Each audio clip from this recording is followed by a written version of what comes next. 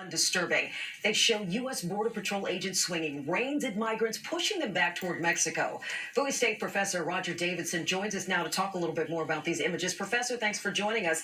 We know these migrants are trying to get out of one country, desperately seeking help here in the U.S. But when you see these images, you can't help but think back to times in America's history when horse-mounted police used whips against Black Americans. Oh, exactly. Thank you for having me.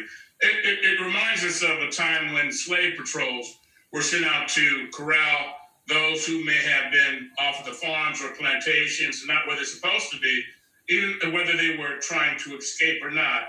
And also, in more modern times, the use of horses during times of civil unrest to horseback police patrols to try to quell any type of, if they want to call it, urban insurrection or urban unrest. It is a very disturbing image, especially when you're dealing with people who are seeking refuge from inhumane circumstances. I can't remember seeing images like this in recent times. Do you think these pictures are evidence of how the U.S. treats immigrants differently based on the color of their skin? To some extent, yes. I mean, it makes one wonder if these were Russians or Italians or the Irish or someone like that, if this would be the same way they would have been treated.